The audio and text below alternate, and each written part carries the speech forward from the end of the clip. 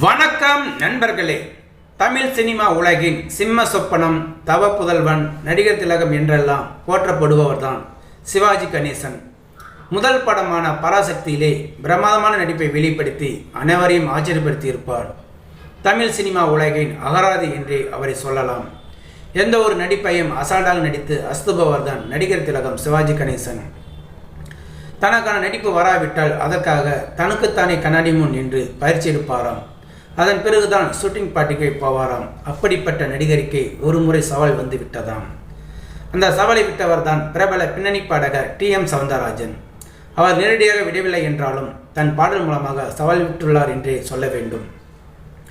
கௌரவம் படத்திற்காக அவர் பாடிய அந்த பாடல், நீயும் நானுமா கண்ணா நீயும் நானுமா, நீயும் நானுமா கண்ணா நீயும் நானுமா, காலம் மாறினால் கௌரவம் மாறுமா, காலம் மாறினால் கௌரவம் மாறுமா, நெவர், நீயும் நானுமா கண்ணா நீயும் நானுமா, அறிவை கொடுத்ததோ துரோணரின் கௌரவம், அறிவை கொடுத்ததோ துரோணரின் கௌரவம், அவர் மேல் தொடுத்ததே அர்ஜுனன் கௌரவம், நடந்தது அந்த நாள் நின்றதா பாரதம்,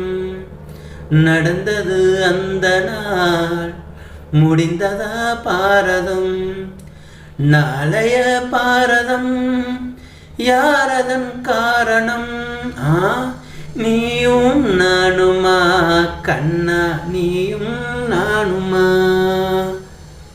இந்த பாடலை சிவாஜி கிட்டத்தட்ட 11 தடவைக்கு மேல் கேட்டு விட்டாராம். எந்த ஒரு பாடலையும் 2 தடவை கேட்டதுமே ஸ்பாட்டுக்கு நடிக்க சென்று விடுவாராம். ஆனால் 11 தடவைக்கு மேல் ஆழ்ந்து கேட்ட சிவாஜி இயக்குனர் வியட்நாம் வீடு சுந்தரத்திடம், சுந்தரா கொஞ்சம் டைம் கொடுங்க, ஷூட்டிங்கை அப்புறமா வச்சுக்கலாம்னு சொல்ல டைரக்டருக்கு ஒரே பதற்றமாம். ஏதோ பிரச்சனையான்னு கேட்டாராம். அதற்கு சிவாஜி, இல்லை இல்லை சுந்தரா, இந்த பாடலுக்கு TMS அண்ணா எனக்கு ஒரு சவால் விட்டுள்ளார். அவரே நடிகருக்கான வேலை அத்தனையும் குறையில் செய்து விட்டார். அப்படி என்றால் நான் எப்படி நடிக்க வேண்டும்? பாடலின் பல்லவை ஒரு இடத்தில் ஒரு மாதிரியும் இன்னொரு இடத்தில் வேறு மாதிரி உணர்ச்சிகளுடன் பாடி அசத்தி உள்ளார். பல்லவியில் ஒருவித பாவம், ஆக்ரோஷம், சரணத்தில் வேறு விதமான தொனி என பல பரிமாணங்களை பாடலில் கொண்டு வந்துள்ளார். நான் இன்னும் அதிகமாக இந்த பாடலுக்கு மெனக்கிட வேண்டும். அதனால் எனக்கு ரெஸ்ட் தேவை, அப்புறம் நடித்து காட்டுகிறேன் என்று ரூமுக்கு சென்று விட்டாராம் சிவாஜி கணேசன். ஸோ நேயர்களே, இந்த வீடியோ பார்த்துருக்க நீங்கள் வீடியோ பிடிச்சிருந்தா லைக் பண்ணுங்கள், ஷேர் பண்ணுங்கள். வீடியோ பற்றின கருத்துக்களை கமெண்ட் பாக்ஸில் கமெண்ட் பண்ணுங்கள். அப்படியே பக்கத்தில் இருக்கிற பெல் சிம்பிளை கிளிக் பண்ணுங்கள். அப்போ தான் நான் போடுற வீடியோ அடிக்கடி வந்து ரீச் ஆகும். மறக்காமல் சேனலை சப்ஸ்கிரைப் பண்ணுங்கள். தேங்க்யூ, வணக்கம்.